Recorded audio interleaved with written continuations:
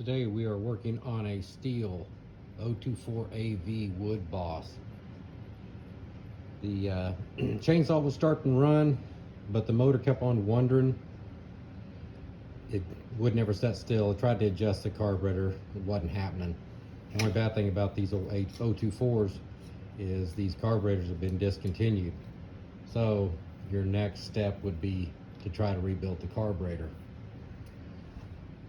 So I've got the carburetor off and it's in pieces. I've already, I did notice when I took it apart that this screen was packed. So that could be an issue. So we blew all that out and we come up with a kit. This is the only thing you can do with these carburetors. You could probably find these carburetors online, something aftermarket, which is all right, because a lot of this older stuff, that's the only thing you can do other than kitting it. So it's a K10 WAT, or the Oregon number is a 49-816. And this kit has all your diaphragms, your needle valve, your pump, everything in it. We're gonna rebuild this carburetor and see if this thing will come out of it and work. This is the guy's only hope. So here we go. Okay, we're back to rebuilding this carburetor. When I take these carburetors apart, I take the load needles out of it and I'll separate them. That way I don't get them confused. Sometimes you can, the needle valves will look the same, but just make sure that you put them to a spot where you know where they go. This is the high side, so I put that to my left. This is the low side, and I always put that to my right. So high, low, just one of the ways you can remember it. We're going to replace this little needle valve. Okay, these right on this little rubber tip here, they'll get a buildup, and that will get sticky, and that'll cause the fuel not to come through. So I take all my old pieces and lay it here. We can look at the diaphragm right there. If you kind of look how it's kind of wrinkled, kind of like it's formed. Okay, so we're going to replace that too. The kit comes with everything, so you can look at the new diaphragm, and it doesn't have that wrinkle or anything to it. This pump, you can hear that snap. I don't like to hear that snap. And the new ones are real pliable. Like I say, this is guy's only hope that we can redo this carburetor. So I've already got this cleaned out. Like I said, that was packed, so we cleaned that out, and it's definitely going to cause a problem. Might not be, I mean, the thing would run, but it wouldn't run right. So we blew that out. Now we're going to start putting this together. First thing you do is you put your needle in there, and this little spring, this little bitty spring,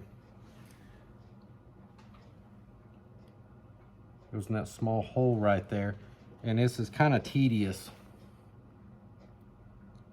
to get that spring to set still. So just get it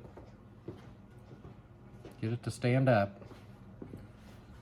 And I'm using the old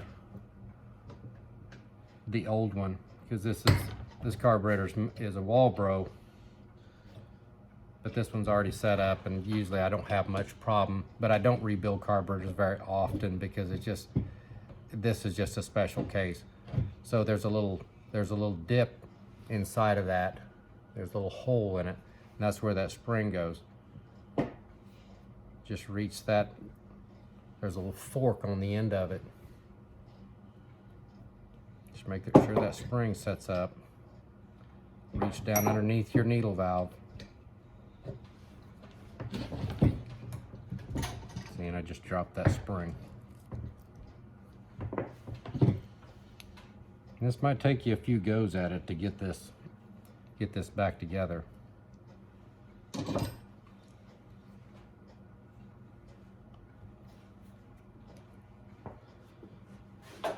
So you get that spring in there, get it to stand up.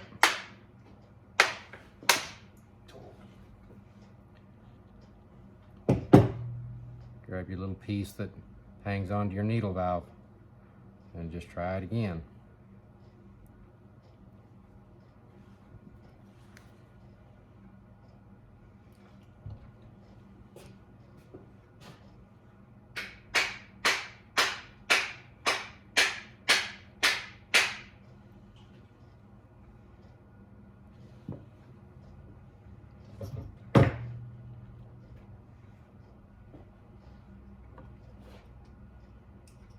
Can be kind of time consuming, so just stick with it.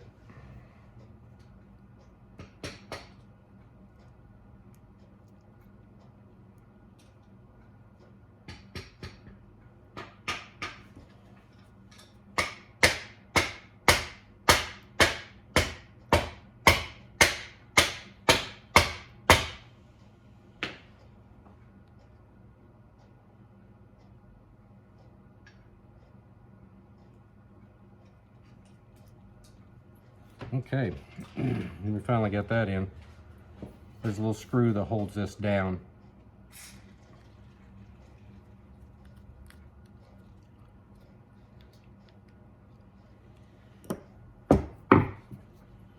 Make sure that screw's tight.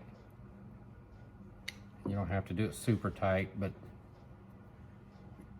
that pump will push on that, and it raises up that needle valve. Okay.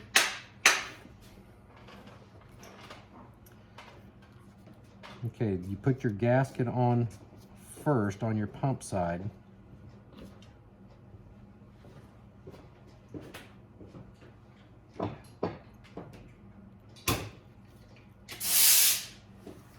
And your pump, the little barb, will go down.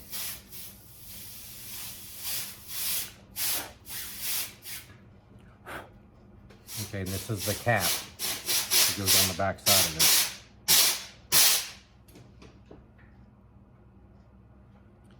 And these small little screws hold this cap on.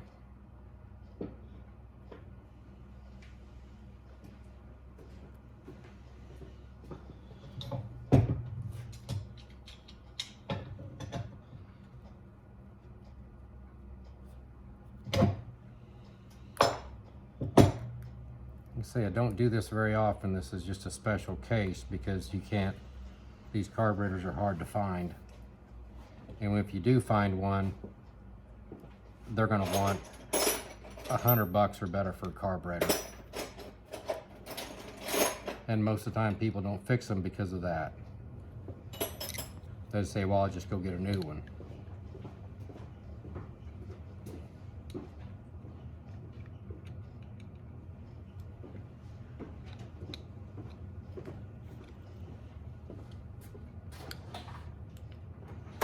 Snugged up. Okay, now we're on to the other side.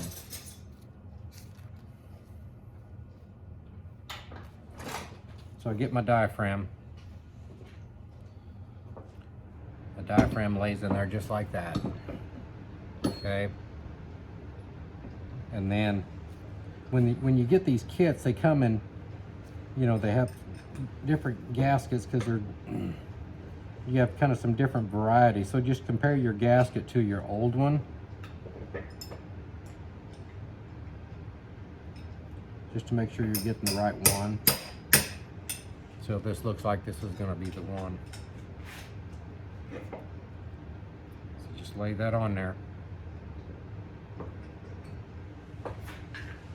And then the cap has two little barbs that stick out. You can see them right there.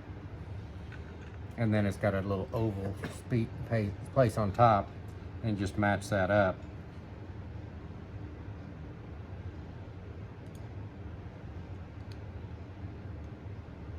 Just kind of wiggle it around a little bit and it'll fall in place. Now this screw here holds everything together.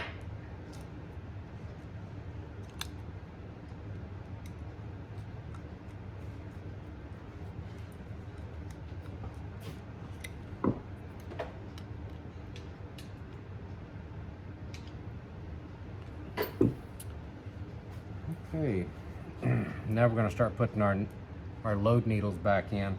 Of course, I said this was the high side. Start putting that in.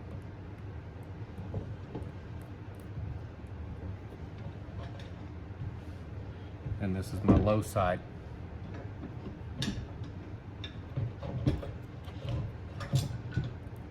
When you screw these down, don't crank them down. Don't just turn them till they just touch. You don't want them, because what you'll do is you'll damage that pointed tip. And then you're in a bad way. So just screw this on down. And you can feel it bottom out. I'm good there. And I'm good there. Initial setting. Find a spot on your screwdriver and start out at 1.5 turns. There's 1.5. Same thing on the other one. It's 1.5. Okay, we got this back together. We're going to put it back on the machine and see how this runs. This is the fuel inlet line right here, and they're a molded line that goes into the tank, but they make bends, and you want to check to make sure those lines don't have a crack in it. If they have cracks in them, they'll draw air and they won't pull fuel constantly like they need to, because two-stroke depends on its vacuum. So if you have an air leak, it won't run right. So, and there's also an impulse line that comes in on the back side of that, back underneath there, and that's what helps pull fuel from the tank, creates a vacuum from the engine, from the crankcase. So we're getting ready to start this up. Okay, here we go. We're going to see if this thing will run.